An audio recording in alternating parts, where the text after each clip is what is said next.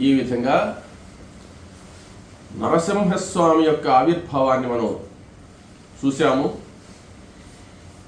తరువాత జనమేజయ మహారాజుకు వైశంపాయనుల వారు చెప్తున్నాడు, వామనావతార విషయాన్ని వివరిస్తాను ఆయన విను. ఆయన అనేక అవతారాలు, లీలామానుష విగ్రహుడు కాబట్టి అనేక విధాలైనటువంటి అవతారములన్నీ కూడా ధరించాడని చెప్పాం కదా. వామనావతార విషయాన్ని చెప్తాను విను అని చెప్పి అన్నాడు. ఈ వామనావతారం లోక కళ్యాణార్థంగా అవతరించాడు, ధరించాడు. అయితే ఏ సందర్భంలో ఈయన వామనుడుగా అవతరించాడంటే బలిచక్రవర్తి యొక్క కాలంలో. బలిచక్రవర్తి ఎవరు? బలిచక్రవర్తి ఎవరు అంటే ప్రహ్లాదుని యొక్క మనుమడు. హిరణ్యకశిపుని యొక్క కుమారుడు ప్రహ్లాదుడు మనం చూసాము. ప్రహ్లాదుని యొక్క కుమారుడు విరోచనుడు. విరోచనుడి యొక్క కొడుకు బలి. ఈ బలిచక్రవర్తి వాళ్ళ తాతగారు మాదిరే మహాభక్తుడు. ఇక్కడ విశేషం ఏమిటంటే దుర్మార్గులుగా ఉండేటువంటి వాళ్లను సంహరించడానికి అవతరిస్తున్నాడు, బాగానే ఉంది. ఇక్కడ బలిచక్రవర్తి దుర్మార్గుడేం కాదు, మహాభక్తుడు, మహాదాత. ఎందుకు అవతరించాడు? ఆయన ఏం తప్పు చేశాడు? ఆయన్ని ఎందుకు ఆ విధంగా అణగద్రొక్కాడు అనేటువంటి విషయాన్ని వివరిస్తానని చెప్పి వైశంపాయనుల వారు చెప్తున్నాడు. ఈ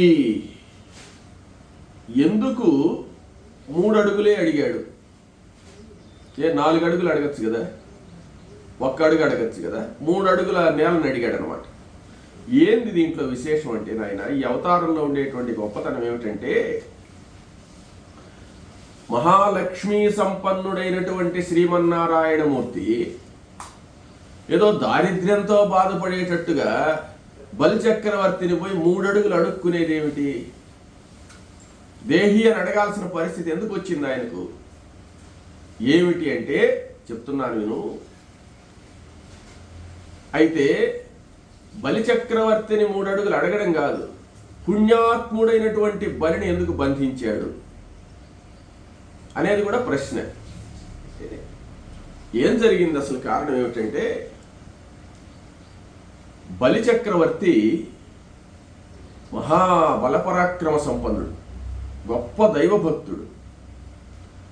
ఆయన ఏం చేశాడంటే రాక్షసులందరికీ కూడా నాయకుడు అన్నమాట. నాయకుడైతే ఒకానొకసారి దేవతలకు రాక్షసులకు గొప్ప యుద్ధం జరిగింది. నేను చాలాసార్లు చెప్తుంటాను, దేవతలకు రాక్షసులకు యుద్ధం జరుగుతూనే ఉంటుందని. అది ఆగే యుద్ధం కాదు, అప్పుడప్పుడు జరుగుతుంటుంది అనమాట. ఈ దేవరాక్షస యుద్ధంలో దేవేంద్రుడి చేతిలో ఓడిపోయినాడు, బాగా ఓడిపోయినాడు అనమాట. ఓడిపోయిన తర్వాత ఈయనకు ఏం చేయాలో అర్థం కాలేదు. రాజ్యమే ఉంది, పరిపాలన చేస్తున్నాడు, కానీ దేవేంద్రుడిని జయించేటువంటి శక్తి లేదు. దేవేంద్రుడి మీదకి యుద్ధానికి పోయినాడు, దేవేంద్రుడి చేతిలో ఓడిపోయినాడు. మరలా వచ్చి ఈయనకుండే కొద్ది రాజ్యాన్ని పరిపాలన చేసుకుంటున్నాడు. అయితే పరిస్థితి ఏంటంటే దేవేంద్రుడు చెప్పినట్టు వినాల్సినటువంటి పరిస్థితిలో ఉన్నాడనమాట. అంటే ఇప్పుడు అన్నదమ్ముళ్లే కదా వాళ్ళు, అందరూ ఒక వంశం వాళ్లే కదా. ఇప్పుడు అధికారాలన్నీ కూడా దేవేంద్రుడి పక్కన ఉన్నాయి. దేవేంద్రుడికే మెజారిటీ ఎక్కువగా ఉంది, ఈయనకు తక్కువగా ఉంది. కాబట్టి ఈయన మరలా ఎలా సామ్రాజ్యాన్ని సంపాదించాలనేటువంటి ఆలోచనలో ఉన్నాడనమాట.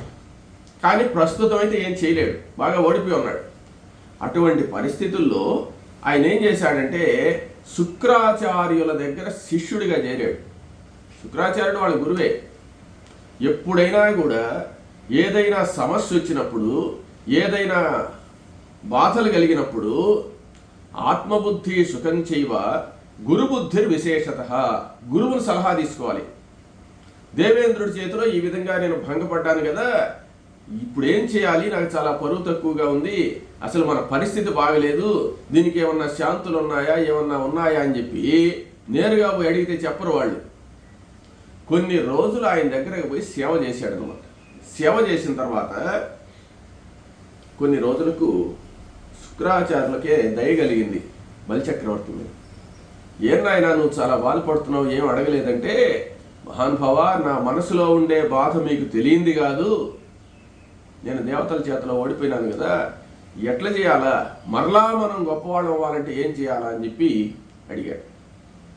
దానికి ఏముంది, నేను ఒక యజ్ఞం చేయిస్తాలే నీ చేత, యజ్ఞంగా చేయిస్తే నువ్వు 3 లోకాలు జయించవచ్చు అని చెప్పి చెప్పాడు. సరే అన్నారు. యజ్ఞానికి సంకల్పం చేశాడు. యజ్ఞానికి సంకల్పం చేసేసి విశ్వజిత్ యాగము అంటే విశ్వాన్నంతా జయించేటువంటి శక్తి కలిగేటువంటి యాగం అన్నమాట. ఆ విశ్వజిత్ యాగము అనే దానికి సంకల్పం చేశాడు. ఎక్కడెక్కడుండే బ్రాహ్మణులందరినీ కూడా పిలిపించారు. దానికి దేవేంద్రుడు అబ్జెక్షన్ ఏం లేదు, చేసుకోవచ్చు, ఎవరు ఏ యజ్ఞమైనా చేసుకోవచ్చు, దాని గురించి ఆయనే మాట్లాడు. అధికారం మాత్రం దేవేంద్రుడిదే ఉంది, దేవలోకంలో ఆయనే ఉన్నాడు. ఈయన ఈ విశ్వజిత్ యాగం అనేటువంటిది భూలోకంలో మొదలుపెట్టాడు. మొదలుపెట్టి బ్రహ్మాండమైనటువంటి వేద పండితులందరూ వచ్చారు. ఆ కాలంలో యజ్ఞాలు చేస్తే దేవతలు ఎలా సంతోషపడేవాళ్ళు, ఫలితాలు ఎలా ఉండేవో చూడండి. యజ్ఞం చేశారు, వైభవంగా అనేక వేల కోట్లు ఖర్చు పెట్టి ఆ యజ్ఞానికి సంబంధించినంత చేశాడు అనమాట. చేస్తే ఆ డబ్బంతా ఉంది వాళ్ళ దగ్గర, ఇబ్బంది లేదు, కానీ అధికారం లేదంతే. అధికారం దేవలోకాన్ని జయించాలనేటువంటి కోరికను నెరవేరలేదే కానీ మరవన్నీ మామూలుగా జరుగుతున్నాయి. ఈ విశ్వజిత్ యాగం చేసిన తర్వాత ఆ కార్యక్రమం పూర్తయిన తర్వాత వీళ్ళ యొక్క వేద మంత్ర ప్రభావం వల్ల, శుక్రాచార్యుల యొక్క అనుగ్రహం వల్ల ఆ అగ్నిహోత్రంలో నుంచి బంగారు వస్త్రాలు కప్పినటువంటి ఒక దివ్య రథం, బంగారు రథం వచ్చిందట. ఆ బంగారు రథం వచ్చింది. సూర్యుని యొక్క గుర్రాలు ఎట్లుంటాయో అట్లా ప్రకాశించేటువంటి గుర్రాలు గట్టున్నాయి ఆ రథానికి. పైన జెండా ఉంది. ఆ జెండా మీద సింహం గుర్తుందన్నమాట, సింహం యొక్క కేతనం. ఆ రథంలోనే బ్రహ్మాండమైన ధనుస్సు ఒకటి ప్రకాశిస్తుంది. అమ్ముల పొదులు 2 ఉన్నాయి, సవ్యసాచి, ఏ చేత్తో అయినా వేసుకునేదానికి అన్నమాట. కవచం ఒకటి. ఇవన్నీ కూడా ఆ అగ్నిహోత్రంలో నుంచి వచ్చాయి అన్నమాట. మనం భారతం కథ వింటుంటే చాలా చోట్ల అగ్నిహోత్రంలో నుంచి ప్రభవించేవి మనం చూసాం. ఇలా అనేటువంటి ఆమె కూడా అగ్నిహోత్రంలో నుంచి వచ్చింది. ద్రౌపది, దృష్టద్యుమ్నుడు కూడా అగ్నిహోత్రంలో నుంచి వచ్చారు. ఇక్కడేమంటే ఈయనకి సంబంధించినటువంటి ఈ విశ్వజిత్ యాగంలో రథము, ధనుర్బాణాలు, కవచము ఇవన్నీ కూడా ఆ దివ్యమైనటువంటి అనుగ్రహంతో ఆ అగ్నిహోత్రంలో నుంచి వచ్చాయి. ఇక్కడ మనం ఆలోచించాల్సిన విషయం, దేవతలకు రాక్షసులకు యుద్ధం కదా, రాక్షసులంటే దేవతలకు పడదు కదా. ఇప్పుడు యజ్ఞం చేసినప్పుడు అగ్నిహోత్రంలో నుంచి ఆ ప్రసాదాన్ని ఇచ్చినటువంటి వాళ్ళు దేవతలే కదా, రాక్షసులు కాదు కదా. అంటే ఏమని, ఎన్ని వైరములున్నా ఏమున్నా వాళ్ళ పరిస్థితులు ఎలా ఉన్నప్పటికీ కూడా జరగాల్సిందే, వాళ్ళ బాధ్యత వాళ్ళు నిర్వహించాల్సిందే. బ్రహ్మదేవుడు హిరణ్యకశిపుడు తపస్సు చేస్తే కోరుకున్న వరాలను ఇచ్చేసాడు కదా, రాక్షసుడని తెలిసినా కూడా. కాబట్టి వాళ్ళు ఆ యజ్ఞం చేస్తే ఈ ఫలితం లభిస్తుంది అని చెప్పి దేవతల నిర్ణయం అయినప్పుడు వాడు శత్రువైనా ఎవరైనా యజ్ఞంగా చేస్తే ఆ ఫలితం రావాల్సిందే, తప్పదు. అట్లా ఈయనకు ఫలించింది. ఫలించిన తర్వాత అప్పుడు తాతగారైనటువంటి ప్రహ్లాదుడు వచ్చాట యజ్ఞానికి. వీళ్ళ నాయనే కదా ఆయన. అమ్లాన పంకజామాలం, వాడిపోనటువంటి ఒక పూలహారం ఇచ్చాట మనవడికి. ఆ యజ్ఞానికి సంబంధించి వచ్చిన వాళ్ళందరూ కొన్ని బహుమానాలు ఇస్తున్నారన్నమాట. శుక్రుడేమంటే ఒక శంఖాన్ని ఇచ్చాట గురువు గారు. ఇంకా శత్రువు పైన దండెత్తాలా అని ఏర్పాట్లు జరుగుతుంటే ఇంకా యజ్ఞం చేసిందే విశ్వజిత్ యాగం అంటే విశ్వాన్నంతా జయించాలని కదా. సంకల్పం చేశారు, ఇక యుద్ధానికి సన్నద్ధులవుతున్నారు. అప్పుడు ఆయన ఏం చేశాడంటే బ్రాహ్మణులకందరికీ కూడా అనేక దాన ధర్మాలు చేశాడు. యుద్ధానికి పోయే ముందు కానీ యాత్రకు పోయే ముందు కానీ దానం చేసిపోవాలి. అందుకే యాత్రాదానము అంటారు. యాత్రాదానం అనేటువంటిది మన పెద్దవాళ్ళు ఎలా అలవాటు చేసేసారంటే, మనం ఏదన్నా ప్రయాణం పోయేటప్పుడు బ్రాహ్మణులకు కానీ ఎవరికైనా ఏదో ఒక సంభావన ఇచ్చి నమస్కారం చేసుకొని బయలుదేరాలి. మనకు ఎట్లా అలవాటు అయిపోయిందంటే, మనం మామూలుగా మేము చేయడం లేదే, మేము ఆచరించడం లేదని మనం అనుకుంటాం, కానీ మనం ఆచరిస్తూనే ఉంటాం, మనకు తెలియదు. మనం బయలుదేరం కానీ చిన్న పిల్లకాయలకి డబ్బులు ఇచ్చేసిపోతాం. అదేంటి, ఏదైనా పిల్లలు ఉంటారనుకో, ఏదైనా కొనుక్కోండి అని చెప్పి ఎంతో కొంత ఇచ్చిపోతాం. అదే యాత్రాదానం అంటే. తెలియకుండానే పిల్లలైనా దేవుడైనా ఒకటేనమాట. ఆ పిల్లలకు మనం ఏదన్నా కొనుక్కోవడానికి ఇవ్వడమే యాత్రాదానం. అదేవిధంగా ఈయన అనేకమైనటువంటి దాన ధర్మాలన్నీ చేశాడు. జయం లభించాలి నాకు యుద్ధంలో అని. ఆ జయం కోసంగా చేసి వాళ్ళ ఆశీర్వచనాలన్నీ కూడా తీసుకున్నాడు. విజయీభవ విజయీభవ అని ఆశీర్వదించారు. ఇలవేల్పుకు పూజ చేశాడు. ఇది చాలా ముఖ్యమైనటువంటి విషయం. కొన్ని పురాణాల్లో మనం తెలుసుకోవాల్సినటువంటి విషయాలు అన్నమాట. ఇలవేల్పు మొన్న అనుకున్నాం మనం, ఎవరికైనా కూడా ఒక ఇలవేల్పు, పెద్దవాళ్ళుగా ఉండేటువంటి వాళ్ళు ఏ దేవతనైతే ఆరాధిస్తున్నారో ఆ దేవతను మనం ఆరాధించుకొని ఏ కార్యక్రమం అయినా మొదలు పెట్టాలనుకున్నాం కదా, ఈ బలిచక్రవర్తి కూడా వాళ్ళ ఇలవేల్పుకు పూజ చేశాడు. పూజ చేసిన తర్వాత అమరావతి పైకి దండయాత్ర ప్రకటించాడు. రాక్షసులందరూ సన్నద్ధులైపోయినారు. ఆ రథంలో, బంగారు రథానికి ప్రదక్షిణం చేసినటువంటి వాడై శుభముహూర్తంలో ఆ రథంలో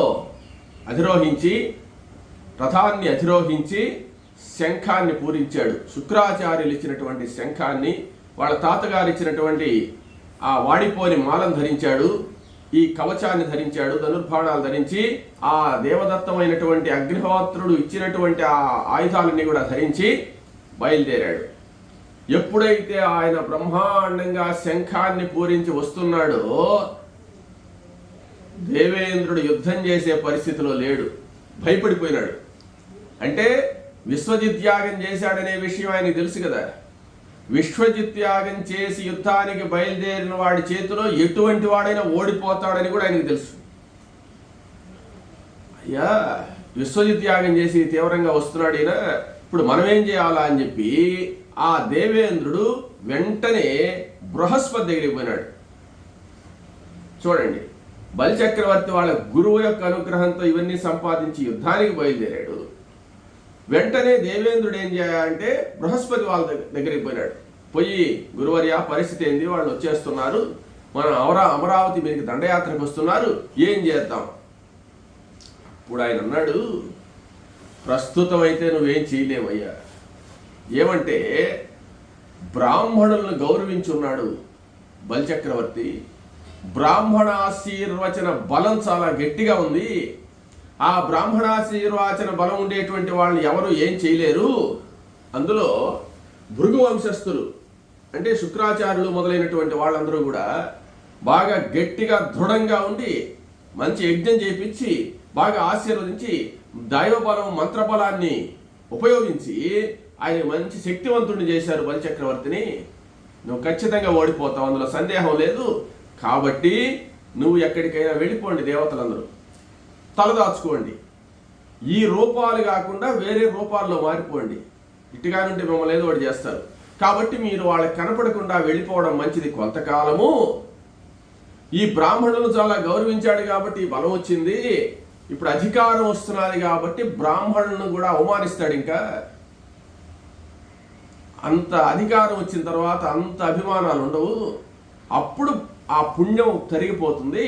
తరిగిపోయినప్పుడు శ్రీ మహావిష్ణువు వచ్చి కాపాడుతాడని చెప్పి బృహస్పతి చెప్పాడు. చెప్పిన తర్వాత సరే, ఈ బలిచక్రవర్తి శంఖనాదం చేస్తూ అమరావతిలో ప్రవేశిస్తే ఎవరు లేరు, ఖాళీగా ఉంది అక్కడ, ఇంక యుద్ధమే లేదు. పోయి నేరుగా సింహాసనం మీద కూర్చున్నాడు. ఆయన అడ్డగించేవాళ్ళు లేరు, అసలు బలిచక్రవర్తితో యుద్ధం చేసేవాడే లేడు. ఆ దివ్యాయుధముల యొక్క ప్రభావం అటువంటిది. పోయిన తర్వాత త్రిలోకాధిపతి అయిపోయినాడు. ఇక 3 లోకాలని ఆయనే పరిపాలిస్తున్నాడు. 3 లోకాలను పరిపాలిస్తుంటే శుక్రాచార్యులు వాళ్ళు ఏంటంటే 100 అశ్వమేధ యాగాలు చేయించారట బలిచక్రవర్తి చేత. 100 అశ్వమేధ యాగాలు చేశాడు మహానుభావుడు. చేసిన తర్వాత ఎలా పేరు తెచ్చుకున్నాడంటే త్రిలోకాధిపతి కూడా ఈ దాన ధర్మాలు విపరీతంగా చేస్తున్నాడు. దాన ధర్మాలు విపరీతంగా చేస్తుంటే పోయినట్టు అడిగినటువంటి వాడికి లేదు అన్నది బలిచక్రవర్తి చరిత్రలో లేదు.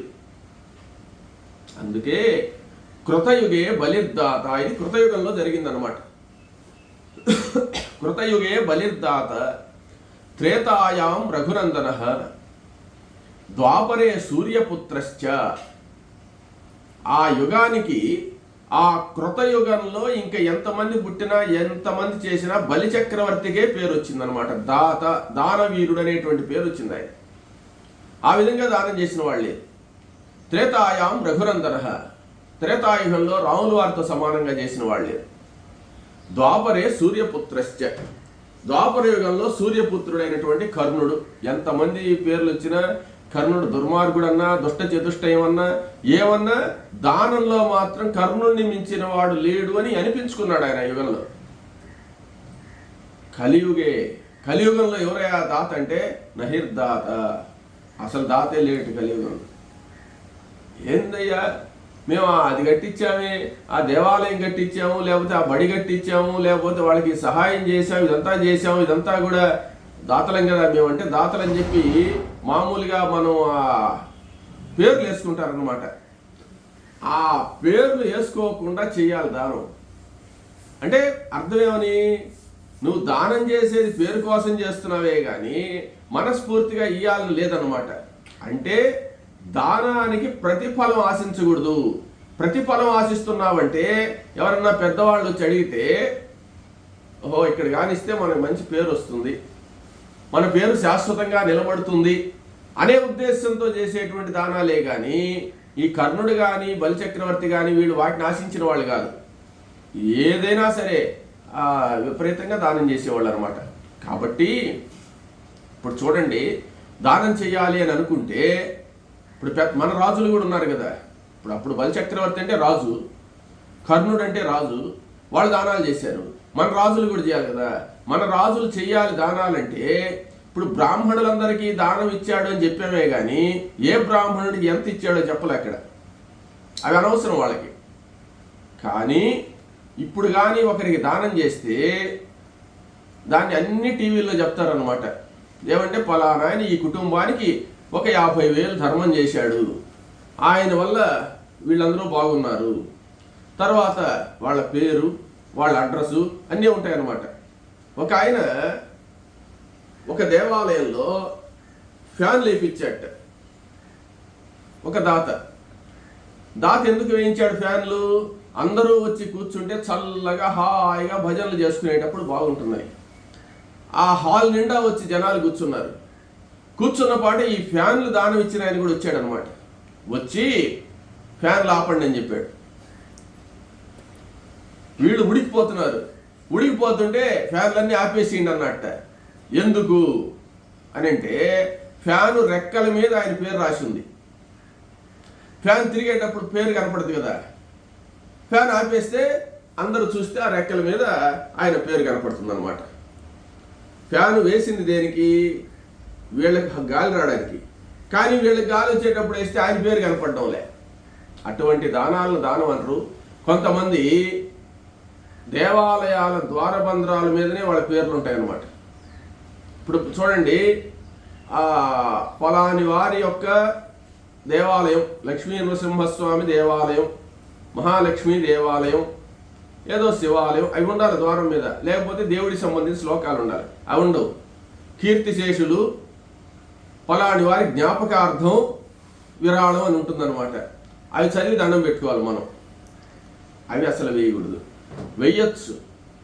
ఎవరు దీనికి సహకరించారనేటువంటి దాన్ని చేయాలంటే ఒక శిలాపలకం మీద ఒక వైపు వేసుకోవాలి. అది ప్రూఫ్ కోసం, గుర్తు కోసం. అంతేగాని దేవుడి మీద, దేవుడి గోడల మీద, దేవుడి గర్భగుడి మీద ఇవన్నీ ఎవరి పేర్లంటే వాళ్ళు అదంతా దైవ సంబంధమైనటువంటి ప్రాంతం. ఏంది దేవుడి దేవాలయం అంటే? దేహో దేవాలయ ప్రోక్తో జీవో దేవ సనాతన. ఈ దేవుడు దేవాలయం అంతా ఆయన యొక్క శరీరమే. ప్రహరీ గోడలన్నీ ఆయన చేతులు, అవన్నీ కూడా ఆయన అవయవాలు అన్నమాట. ఆయన అవయవాల మీద మనం ఇవన్నీ రాయకూడదు అనమాట. కానీ కలియుగంలో ధర్మాన్ని చెప్పేవాడేవాడు, ఆచరించేవాడేవాడు, ఏదో జరిగిపోతున్నాయి. కాబట్టి కలియుగే నహిర్దాత అన్నాడు. ఈ ముగ్గురు పేర్లు వచ్చాయి. కాబట్టి బలిచక్రవర్తి మహాదాతగా పేరు పొంది చేస్తూ ఉన్నాడు. అయితే త్రిలోకాధిపతి అయినటువంటి ఆయన మంచి వైభవంలో ఉంటే అదితి కశ్యప ప్రజాపతితో అంటుందట. అంటే దేవేంద్రుడు వాళ్ళ అమ్మ. వీళ్ళు వెళ్ళిపోయినారు, అడవుల పాలైపోయినారు. ఎక్కడ కనపడ్డా బలిచక్రవర్తి కొడతాడనే ఉద్దేశంతో. అంటే ఒకప్పుడు బలిచక్రవర్తిని కొట్టున్నారు వీళ్ళు చేసింది కూడా తప్పు ఉంది. అడవుల్లో శచీదేవిని తీసుకోపోయి అడవుల్లో ఎక్కడో రహస్యంగా బతుకుతున్నారు దేవత. చూసావా, త్రిలోకాధిపతి అయినటువంటి నా బిడ్డ కోడలను తీసుకుని ఏ అడవిలో ఉన్నాడో, ఎక్కడ ఉన్నాడో, ఏ మారువేషంలో ఉన్నాడోను ఇంత బాధ వచ్చింది కదా ఈ బలిచక్రవర్తి వల్ల. మన బిడ్డలకి ఇంత కష్టం వచ్చింది కదా, దేవతలందరికీ కూడా ఇన్ని కష్టాలు వచ్చాయి కదా. కాబట్టి ఎట్లా చేయాలి? ఆ బిడ్డల యొక్క కష్టం లేకుండా పోవాలంటే ఏం చేయాలి అని కశ్యప ప్రజాపతిని అడిగింది. అప్పుడు కశ్యప ప్రజాపతి ఏం చెప్పాడంటే, అదితి, దీనికంతా ఏదో కారణం ఉంది. దీనికంతా కారణం శ్రీ మహావిష్ణువే. ఆయన జగన్నాటక సూత్రధారి. ఎందుకు ఏర్పాటు చేశాడో మనకు తెలియదు. కాబట్టి నువ్వేం చేయాలంటే, ఆయన దివ్య దృష్టితో చూశాడు, జరగబోయేదంతా తెలుసు ఆయనకు. కాబట్టి నువ్వేం చేస్తావంటే శ్రీ మహావిష్ణువును ధ్యానించు.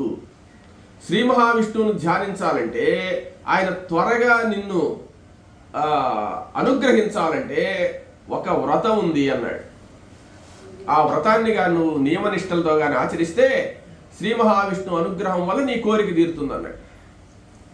అప్పుడు ఆమె ఏం వ్రతము, ఎలా చేయాలి, ఏమిటి అని అడిగింది అన్నమాట. అప్పుడు ఆయన చెప్తున్నాడు, పయోభక్షణము అనేటువంటి ఒక వ్రతం ఉంది. పయోభక్షణము అంటే పయస్సు అంటే పాలు. పాలు మాత్రమే త్రాగుతూ చేయాలి ఈ వ్రతాన్ని. ఇంకా ఏ విధమైన ఆహారం తీసుకోకూడదు. ఎప్పుడు నామస్మరణ చేయాలి. త్రిశవణాలు అంటే 3 పూటలా స్నానం చేయాలి. దానికి సంబంధించిన కొన్ని మంత్రాలు ఉన్నాయి, అవి జపం చేయాలి. ఉపవాసాలుంటూ కేవలం పాలు మాత్రమే తాగుతూ ఈ దీక్షను కొనసాగించాలి. మామూలుగా శయనం పరుపుల మీద వాటి మీద పండుకోకూడదు, నేల మీద పండుకోవాలి. నేల మీద పండుకొని కఠినమైనటువంటి నియమాలతో ఈ వ్రతాన్ని చేయాలి అన్నాడు. ఆమె బిడ్డల కోసంగా చేస్తానని చెప్పింది. బిడ్డల కోసంగా తల్లి ఎంత కష్టమైనా పడుతుంది. దుర్మార్గుడైన బిడ్డ ఉండొచ్చేమో కానీ దుర్మార్గురాలైన తల్లి మాత్రం ఉండదు అనమాట. తల్లి ఎప్పుడు బిడ్డల క్షేమే కోరుతుంది. అప్పుడు ఎప్పుడు చేయాలి ఈ వ్రతాన్ని అంటే, ఫాల్గుణ మాసంలో శుద్ధ పాడ్యమి రోజు, శుక్ల పాడ్యమి రోజు ప్రారంభించి ద్వాదశి వరకు 12 రోజులు చేయాలి. 12 రోజులు ఈ వ్రతాన్ని కానీ నువ్వు నియమనిష్టలతో కానీ ఆచరించగలిగితే శ్రీ మహావిష్ణువు ప్రత్యక్షం అవుతాడు. ప్రత్యక్షమై నీ కోరికను తీరుస్తాడని చెప్పాడు. చూడండి, వీళ్ళు కూడా దేవతలే. విష్ణువుతో పోయి నేరుగా మాట్లాడి రావచ్చు కదా. విష్ణువుతో మాట్లాడాలంటే మామూలుగా పోయి మాట్లాడితే కశ్యప ప్రజాపతి పోతే మాట్లాడతాడు కదా ఆయన.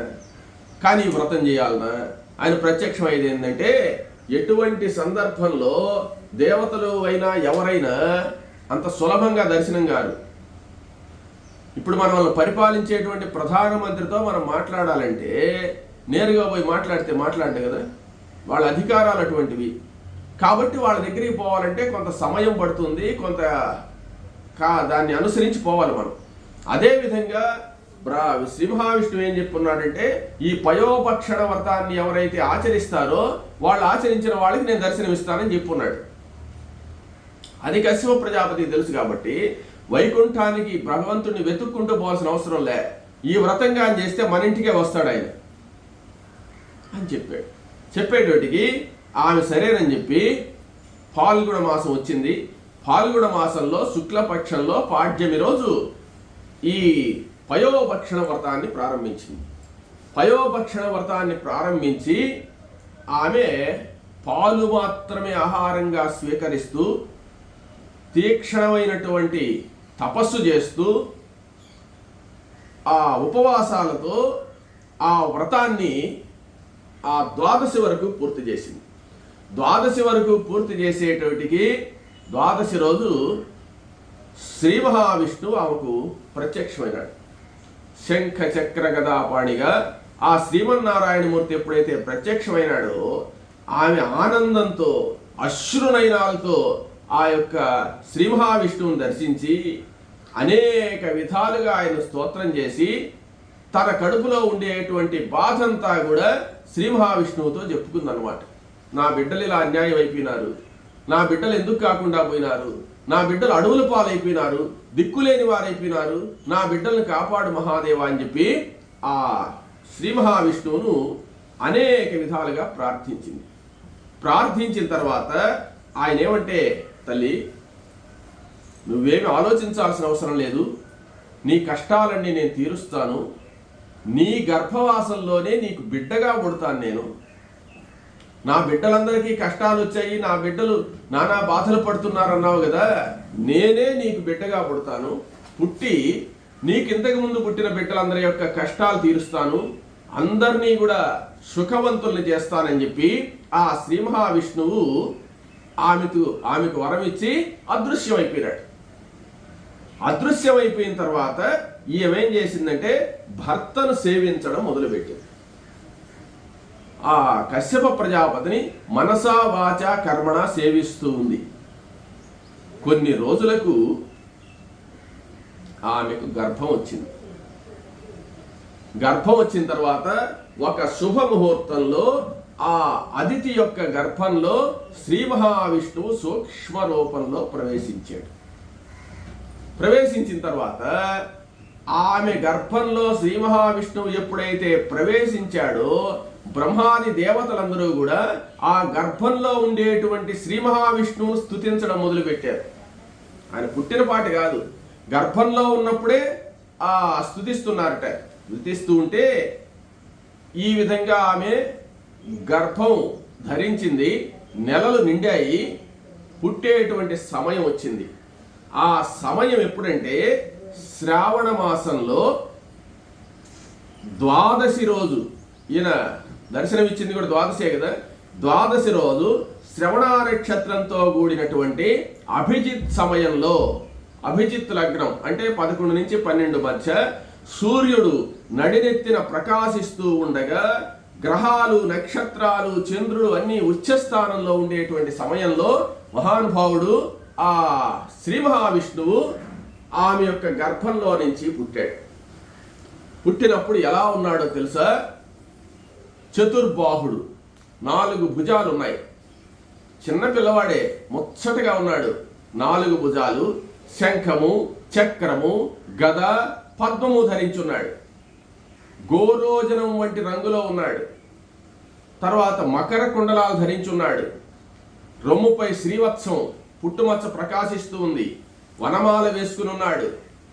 బాహుపురులు అంటే ఆ ఈ భుజాల మీద ఈ బంగారు ఆభరణాలు ఉన్నాయి, బాహుపురులు. తర్వాత కిరీటం పెట్టుకో ఉన్నాడు. హారాలన్నీ ధరించున్నాడు. కాలికి అందెలు ఉన్నాయి. కౌస్తుభమణి కంఠంలో ప్రకాశిస్తూ ఉన్నది. దేవతలందరికీ దర్శనమిచ్చాడు. ఆ అదితి గర్భంలో నుంచి శుభముహూర్తంలో ఆ శ్రీమన్నారాయణమూర్తి చిన్న రూపంలోనే ఆ శ్రీ మహావిష్ణువు చిన్న విష్ణువు అయినాడు అనమాట. చిన్న విష్ణువు అయ్యి చిరునవ్వుతో అందరికీ దర్శనమిస్తున్నట్ట. తర్వాత ఏమైందనే తర్వాత తెలుసుకుందాం.